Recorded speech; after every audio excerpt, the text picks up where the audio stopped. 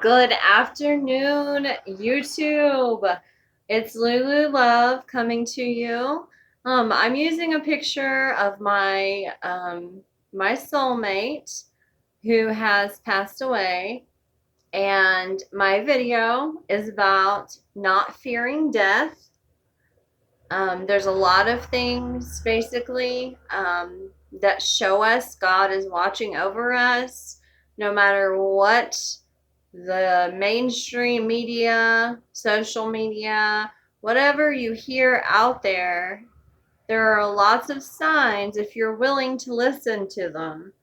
I don't believe in coincidences. I call them synchronicities because too many things happen at times that you could even believe that it's accidental. Just yesterday, my son was making a mess, and I told him, no excuses. When you make a mess, you clean up your mess. Within like 2 or 3 seconds, the cartoon that was on said the exact same phrase.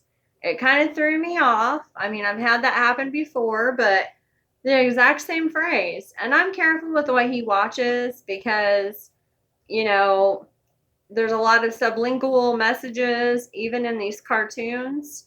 And it kind of made me think, did I manifest that thought, or did I subconsciously manifest the cartoon's thoughts, or the creators of the cartoon's thoughts? It really kind of boggled my mind.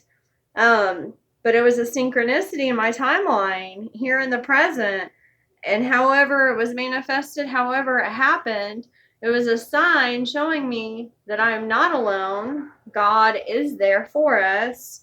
Too many things like that are unexplainable. Like, have you ever had deja vu? What is it? I can't tell you what it is, but I tend to believe when you experience it, it means you're on the right path. You have written that path, possibly, or by yourself, or God, or someone has shown you the way before. And you do have choices, but I also believe it is God intervening, showing you that you're on the right path. He's leaving you breadcrumbs, so to speak. We just have to admit that at this time in 2019, there are too many things that don't even have plausible theories. I mean, we try to come up with them and think about them, but there are no theories for a lot of these things that we can explain, and we probably won't ever be able to in this time frame. When I was born into this world, ever since I can remember, I've had a sadness and a grief about me that I can never shake. I never felt like I belonged here. I do have, which I don't share this with many people, my great grandmother. I was born on the same day she was. My family were Freemasons, okay?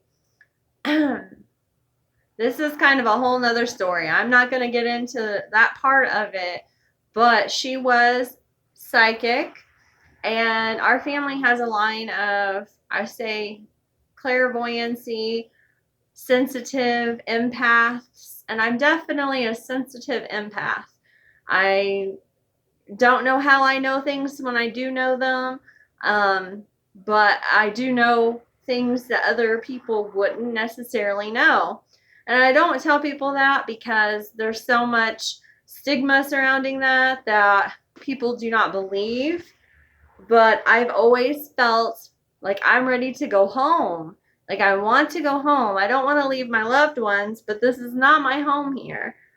I've had soulmates. My soulmate that you're looking at, he was, I believe, like a twin flame romantic soulmate, and we have a son together. And when he passed away, it was the hardest thing that I have ever experienced in my life. I feel like half of me is gone, but it still exists and is there. And he has given me so many signs that I will go into in a video very soon because I have pictures to back up what I'm talking about, that I know that he is still in existence. Like in this picture, it almost looks like, he's just gonna smile at me, or he's gonna move, or maybe that's me moving, I'm not sure. I also have a soulmate that's a binary soulmate. And we call each other that because we say we must have been from the same stardust or the same material made. If you believe in stars, I don't even really know for sure what all is out there anymore. But a star broke into two, and I'm her other half, and she's my other half. We share the same ups and downs on our timelines and life, the same tragedies, the same happinesses, that are apart from each other, but the same times. And we have been best friends for 30 years. So it's very interesting. We've had times where we haven't spoke, but we always come back to each other, and we're just always our true soulmates of friends. Now, my soulmate that you're looking at here, when I lost him, like I said, it was the hardest thing that I have ever had to deal with. And I've lost grandparents, and I've lost people, but I've never gone through anything like this. I know it's only for a short time.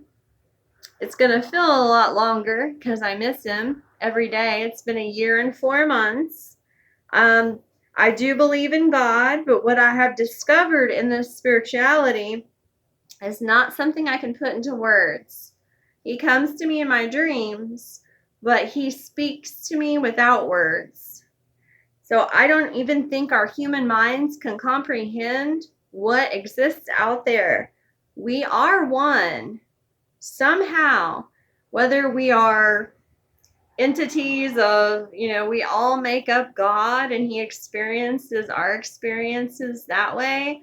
I can't explain to you the mystery of life, but I can give you my opinion or idea, and if you like it or want to watch it, then that's great. If you don't agree or don't want to, then that's your prerogative. So I respect everyone's opinion on that.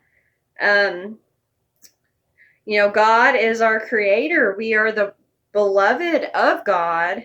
He's the great mathematician of the world. Everything is so symmetrical and so perfectly aligned.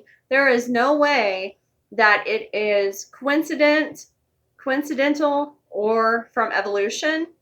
I do believe that we have evolved, but the world defies, the rules of physics, gravity, and everything that we've learned in those things. And it seems to just be ignored. Nothing is accidental. Evolution is not how we occurred. It's not how and why we are here. We are eternal. We are pure energy, and we go on forever. Energy cannot die, so don't be scared of death. The mainstream shrouded death in mystery and morbid ideas for unknown reasons, but it's a transformation, like a caterpillar becoming a beautiful butterfly. And I want you to think